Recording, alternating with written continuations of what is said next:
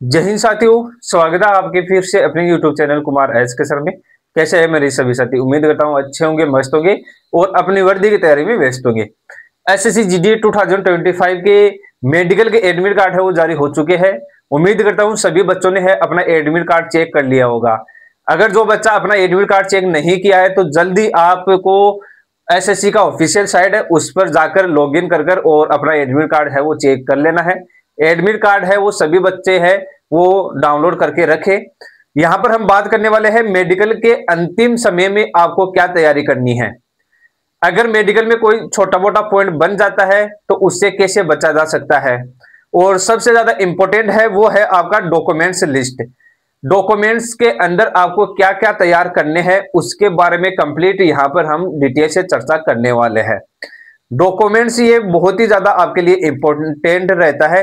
तो यहां पर हम सबसे पहले बात करते हैं आपके डॉक्यूमेंट्स के बारे में। सबसे पहले बात करते हैं आपके एडमिट कार्ड। जो आपका मेडिकल का एडमिट कार्ड है उसका 2 कॉपी आपको ले लेना है। 2 कॉपी है वो आपको तैयार कर लेनी है एडमिट कार्ड की। उसके बाद में जो इंपॉर्टेंट डॉक्यूमेंट्स आता है वो है आपका मार्कशीट। मार्कशीट है कम से कम आपने जो क्वालिफाई है वो 10th पास है बच्चे। 10th पास है तो 10th का मार्कशीट ओरिजिनल आपके पास होना चाहिए। और जो बच्चा फॉर्म फिल करते समय अगर 12th दिखाया है तो 12th का मार्कशीट आपके पास होना चाहिए ओरिजिनल मार्कशीट। और जो बच्चा अगर ग्रेजुएट का मार्कशीट शो किया है तो वो बच्चा ग्रेजुएट का मार्कशीट है वो लेकर जाना है। यहां पर आपको तीनों मार्कशीट लेकर जा सकते हो अगर तीनों आपके पास है तो। अगर आपके पास 10th का मार्कशीट है तो 10th का मार्कशीट है ओरिजिनल आपको लेकर जाना है। उसके बाद में जो इंपॉर्टेंट डॉक्यूमेंट्स है वो है आपका मूल निवास, डोमिसाइल। मूल निवास है काफी बच्चे ऐसे हैं जो दूसरे स्टेट से फॉर्म अप्लाई कर देते हैं और उनके पास किसी प्रकार का डोमिसाइल नहीं होता है तो उनको यहां पर प्रॉब्लम होगी। तो डोमिसाइल आपने जिस स्टेट से फॉर्म अप्लाई किया है उसी स्टेट का है आपके पास डोमिसाइल होना चाहिए, यानी कि मूल निवास आपके पास होना चाहिए। दूसरा बात करते हैं आपके जाति प्रमाण पत्र यानी कास्ट सर्टिफिकेट। कास्ट सर्टिफिकेट है ये आपके पास सेंटर का होना चाहिए और कुछ स्टेट के अंदर सेंटर का कास्ट सर्टिफिकेट नहीं बनता है तो उनको घबराने की जरूरत नहीं है। वो अपने स्टेट का ही है, सेंटर का नहीं बनता है तो स्टेट का आप कास्ट सर्टिफिकेट बनवाकर और लेकर जा सकते हो। काफी आपके जो स्टेट है वहां पर आपका सेंटर का लेवल का नहीं बनता है कास्ट सर्टिफिकेट तो आपको घबराने की जरूरत नहीं है। ये आपके पास है क्रूशियल डेट के आसपास के आपके होने चाहिए। क्रूशियल डेट के बाद में अगर होता है तो आपको प्रॉब्लम हो सकती है। ये डिपेंड करता है आपके जो डॉक्यूमेंट वेरिफिकेशन ऑफिसर करने वाले हैं उन पर। और दूसरी बात करते हैं जो इंपॉर्टेंट आपके लिए रहता है वो है आधार कार्ड। आधार कार्ड आपको लेकर जाना है। आधार कार्ड नहीं है तो आपको पैन कार्ड लेकर चले जाना है। अगर आपके आधार कार्ड में डीओबी वगैरह या फिर आपके नाम में कोई मिस्टेक है जो 10th का मार्कशीट और आधार कार्ड में अगर किसी भी प्रकार की डिटेल में अगर प्रॉब्लम आ रही है तो आपको आधार कार्ड में है अपडेट करवा देना है। 5 से 7 दिन के अंदर आधार कार्ड अपडेट हो जाता है। और आपको डीओबी और अपने नाम में है विशेषकर ध्यान रखना है कि आपका आधार कार्ड और आपका 10th का मार्कशीट है वो सेम रहे ताकि आपको डॉक्यूमेंट वेरिफिकेशन में कोई प्रॉब्लम ना हो।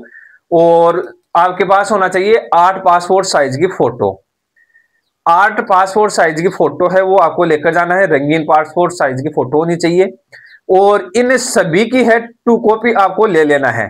जो डॉक्यूमेंट्स है इनकी 2 कॉपी है वो आपको ले लेना है। और 2 कॉपी निकलवा कर एक आप सेल्फ अटेस्टेड कर देना है। सभी पर है अपना हस्ताक्षर है वो कर देना है एक एक कॉपी पर।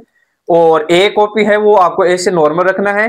और एक फोल्डर है वो 5 से 10 रुपए का आता है वो ले लेना है जिसके अंदर आपको ओरिजिनल डॉक्यूमेंट्स है वो रखना है। ये आपको लेकर जाना है। दूसरा होता है कि जो बच्चा एनसीसी की दिखाया है फॉर्म फिल करते समय कि एनसीसी सर्टिफिकेट है तो उन बच्चों को एनसीसी सर्टिफिकेट है वो लेकर जाना है। और जो बच्चा छूट ले रहा है, जो हाइट या फिर चेस्ट के अंदर छूट ले रहा है तो उनको छूट का सर्टिफिकेट भी है वहां पर लेकर जाना पड़ेगा। ये थे जो आपके डॉक्यूमेंट्स थे वो आपको तैयार करने हैं।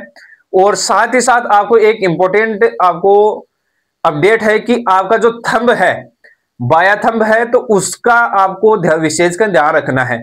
काफी कैंडिडेट ऐसे होते हैं जो अभी शादी ब्याह का समय चल रहा है, जिसके अंदर काफी मेहंदी वगैरह लगा लेते हैं, तो ऐसी गलती नहीं करना है। बायोमेट्रिक आपका होगा, अगर आपका थंब वहां पर नहीं आता है तो आप विदल्ड में चले जाओगे, और विदल्ड की जो प्रक्रिया है वो बहुत ही लंबी होती है, यानी कि आपकी दूसरी भर्ती भी आ जाएगी, वो भी कंप्लीट हो जाएगी, परंतु आपका विदल्ड क्लियर नहीं होगा।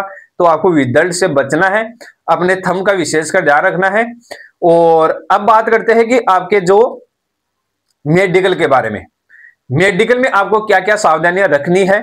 उससे पहले मैं बता देता हूं, जो बच्चा कलर ब्लाइंडनेस से पीड़ित कैंडिडेट है उनके लिए brain mapping practice Kumar S के सर मोबाइल एप्लीकेशन में अवेलेबल है।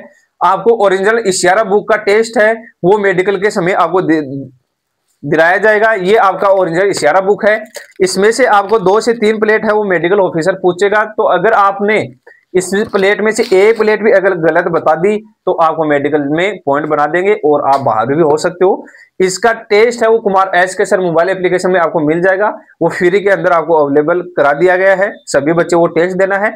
और जो बच्चा किसी प्रकार से कलर विजन में कोई प्रॉब्लम है तो वो ब्रेन मैपिंग से जुड़ जाना है। बम्पर धमाका ऑफर आपका चल रहा है।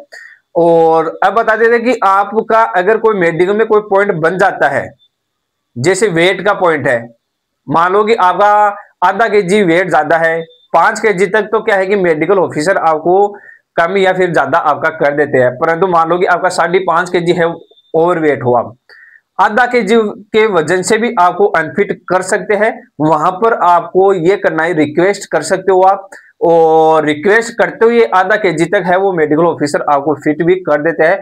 क्योंकि कोई भी मेडिकल बोर्ड है वो ये नहीं चाहता है कि बच्चे को आउट करे, क्योंकि उनको भी पता है कि जो बच्चा मेडिकल तक पहुंचा है वो बहुत ही ज्यादा मेहनत कर कर और मेडिकल तक पहुंचा है।